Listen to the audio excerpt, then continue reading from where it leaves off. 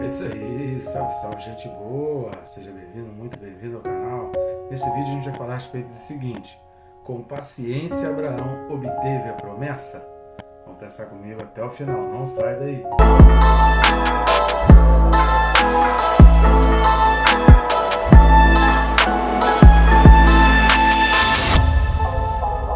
Por enquanto, não esqueça de se inscrever no canal, bem rápido e fácil. Você vai clicar no botão que está embaixo, inscrever, e pronto, já vai estar inscrito. Eu recomendo também clicar no sininho, porque clicando no sininho você é notificado a cada vídeo novo, você fica por dentro de tudo que acontece aqui no canal, de cada vídeo que a gente postar, sempre tiver uma novidade, você é informado antes. E é legal, né, que te disciplina, o sininho te disciplina a estar estudando a palavra, já que esse lembrete que a gente tem feito aqui é para estudar a palavra. Então assim você não perde aí momento, teu TSD, você pode separar aquele momento para estar estudando a tua palavra. Tá certo? Vamos lá, o texto desse vídeo, Hebreus capítulo 6, o versículo de número 15. Hebreus 6, versículo 15 diz assim: E assim, depois de esperar com paciência, obteve Abraão a promessa. Obteve Abraão a promessa. E a gente vai ver algumas controvérsias, porque se você olhar aí o capítulo 11, versículo 13, parece que há uma contradição. Será? Nós vamos detalhar mais isso no vídeo, que você vai tirar então essas duas, você vai conseguir entender. Eu espero conseguir passar de uma maneira que você realmente consiga entender que não há contradição na Bíblia. E alguns falam que Abraão teve a promessa, outros falam, não, Abraão só viu a promessa, não contemplou a promessa, não concretizou a promessa. A gente vai tirar todas essas dúvidas nesse vídeo. Mas, por enquanto, antes da gente entrar a fundo nesse versículo, eu peço as suas ajudas com relação ao nosso canal. Nós precisamos alavancar esse canal e também precisamos de ajuda no nosso ministério. Fazemos também uma obra missionária aqui.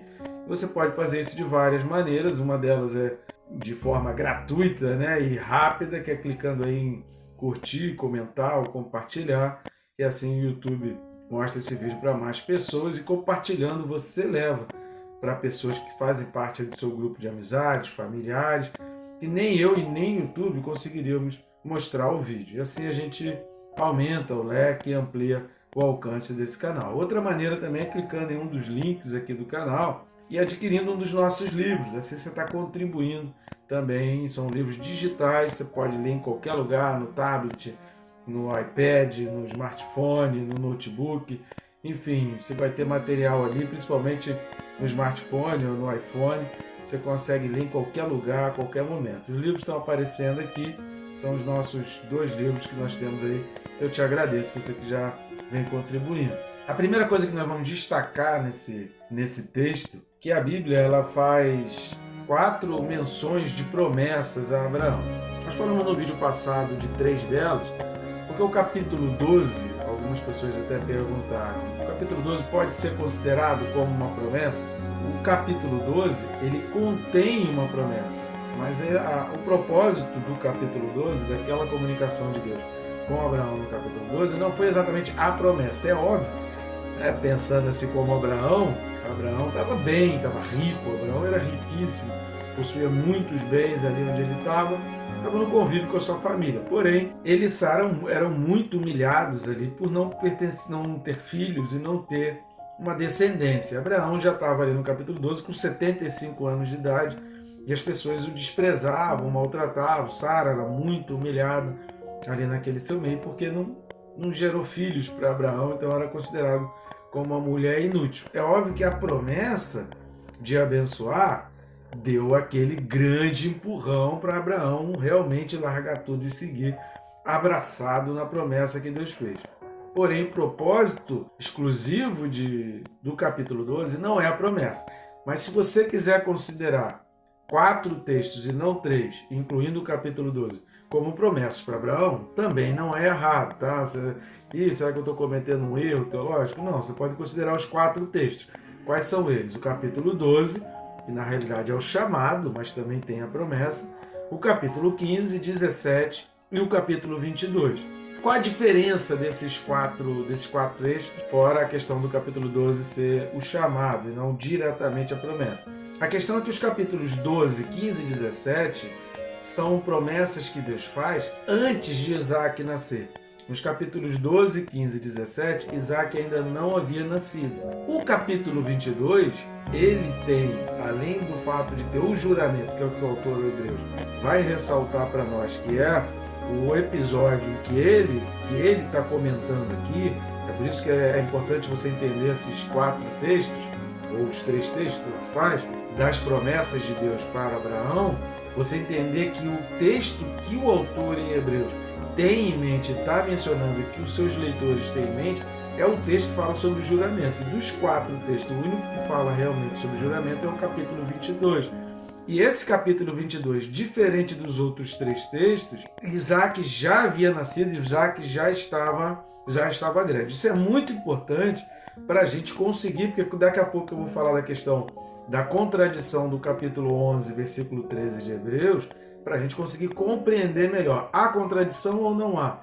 Por isso é muito importante a gente entender que o autor está falando aqui do capítulo 22 de Gênesis. No capítulo 12, Deus faz apenas o chamado e diz que abençoaria a descendência de Abraão. Deus não fala exclusivamente do filho. No capítulo 15, Deus fala especificamente de um filho para Abraão. No capítulo 17, Deus diz especificamente do filho de Abraão, porém ele acrescenta que o filho viria de Sara, porque no capítulo 17, Agar já havia dado à luz um filho de Abraão, mas Deus vai falar assim, ó, não é esse aí, é o de Sara, será através de Sara. Ou seja, é uma promessa progressiva. No capítulo 12, apenas diria que Abraão teria uma descendência. Abraão deve ter ficado aí esses 24 anos entre o capítulo 12 e o capítulo 17 pensando ali, mas como assim eu vou ter descendência? Né? Meu único descendente é o Eliezer aqui, o Damasceno, que ele vai falar no capítulo 15. Né? Meu único descendente é aqui, esse meu moço aqui, o meu servo, o único para quem eu poderia hoje deixar alguma coisa. E aí no capítulo 17 Deus vai falar assim, não, será um filho teu, mas será um filho teu com Sara, ou seja, será um filho do casal. Então no capítulo 15 Deus fala que seria de Abraão, e no capítulo 17 Deus inclui Sara, que seria então a mãe desse filho de Abraão. Mas no capítulo 22, a promessa da descendência vem de Deus, mas tem um detalhe que faz toda a diferença com relação a todos os outros. Porque nos versículos 13 e 14 menciona a questão do juramento. E o versículo 15, ele vai falar e assim. Ou seja, o versículo 15 ele começa com e assim. Obviamente, o versículo 16 vai falar de novo do juramento. É óbvio que esse versículo 15 não seria aí um parêntese referente a outra promessa. É óbvio que esse versículo 15 está inserido na mesma promessa referente ao capítulo 22 de Gênesis. Depois de esperar. Por que o texto está falando depois de esperar? Porque 25 anos se passam entre o chamado de Deus para Abraão no capítulo 12 e o capítulo 21, quando então Isaac nasce. De Gênesis, estou falando aqui do texto de Gênesis, ou seja, entre o chamado de Abraão em Gênesis 12 e o nascimento de Isaac em Gênesis 21, se passam 25 anos. E por que fala com paciência? Abraão passou diversos episódios, Abraão separou de Ló, Abraão teve aquela intercessão por Ló, Abraão entregou o dízimo, Abraão enfrentou guerras, Abraão enfrentou humilhações, Abraão enfrentou situações como aquela de Faraó, que ele disse que Sara era irmã, e depois ele é chamado a atenção, poxa, você disse que era tua irmã, mas ela na realidade é tua esposa. Eu tive um alerta de Deus em sonho, e você não falou isso, foi Deus que me alertou em sonho. Eu já ia pecar, colocar toda uma nação em risco, por causa de um pecado que você omitiu para mim, não disse isso. Ou seja, muita coisa aconteceu na vida de Abraão, e o texto de Hebreus, o autor de Hebreus vai dizer que Abraão esperou com paciência. Como assim Abraão esperou com paciência essa promessa? A palavra traduzida por paciência aqui em Hebreus, capítulo 6, ela significa o seguinte, que não perde o ânimo. Então essa paciência aqui é você não perder o ânimo, é ser longânime, é aquela pessoa que tem uma longanimidade. E um significado muito importante dessa palavra aqui do grego é não desistir diante de dificuldades. Ela era utilizada para pessoas que não desistiam de dificuldades e que mesmo diante das dificuldades, eles persistiam, eles perseveraram, sabe? Não é que seja sinônimo, mas é semelhante, é muito semelhante ao que a gente tem na língua portuguesa por resiliente. Sabe a pessoa resiliente, que é flexível, ela apanha, mas ela está sempre ali perseverando, ela está sempre ali seguindo, ela está sempre seguindo o seu caminho. O cristão precisa ser resiliente. Essa resiliência, ela pode também ser identificada como uma paciência. A pessoa está sendo resiliente porque ela tem a paciência para saber esperar, mesmo diante das dificuldades. Esse é o significado que o autor vai dizer, que foi por isso que Abraão conseguiu suportar todas as coisas, porque ele estava agarrado naquela promessa, ele estava abraçado naquela promessa. Por isso que eu falei que o capítulo 12 pode também, não é nenhum erro, você considerar o capítulo 12 como uma quarta promessa, né, ou a primeira das promessas, das 4 promessas de Deus para Abraão, você pode considerar, mas a promessa ali, ela está na realidade reforçando a saída de Abraão. É por causa dessa promessa que ele sai, mas o propósito de Deus no capítulo 12 é o chamado de Abraão para sair da terra da sua parentela. É óbvio que, abraçado naquela promessa, Abraão então falou assim: eu vou largar isso aqui, estou sendo muito humilhado aqui, eu vou embora e vou seguir aqui. Essa é a paciência de Abraão, ele ter abraçado uma promessa e mesmo depois de 25 anos, quando você lê o texto, principalmente o capítulo 17, né, mas o capítulo 21, você vai ver que Abraão já estava numa idade avançada, e no capítulo 17 ali ele vai exatamente questionar isso, mas com 100 anos, pode alguém ser pai? Ou seja, para Abraão era impossível, mas para Deus não era impossível. E aí a gente pode pensar assim, poxa, Abraão perdeu, você lê o capítulo 17 de Gênesis, você pensa assim, poxa, Abraão então perdeu a paciência aqui? Não, ele não perdeu a paciência, mas ele já estava falando, Deus, está chegando a hora, né? Já estou aí com 99 anos, o que vai ser de mim, né? Como que essas coisas vão acontecer ali, né? 24 anos já tinha se passado desde a sua chamada, desde o seu chamado para sair da terra da parentela. E aí a gente vai entender melhor isso quando a gente vai falar, porque o autor ele menciona sobre obteve. Então quando a gente fala aqui de obteve, como assim Abraão obteve a promessa? Vamos tentar entender se obteve a promessa. Vamos ler Hebreus 11, versículo 13. Todos estes morreram na fé, sem ter obtido as promessas, vendo-as, porém, de longe, e saudando-as, e confessando que eram estrangeiros e peregrinos sobre a terra. Ora, como assim? Morreram na fé sem ter obtido a promessa? Que vai dizer que Abraão está incluído aqui, a gente está falando aqui exatamente do trecho de Abraão, de Isaac e de Jacó, está incluindo Abraão nesse pacote. Terá sido aqui uma contradição em relação ao capítulo 5.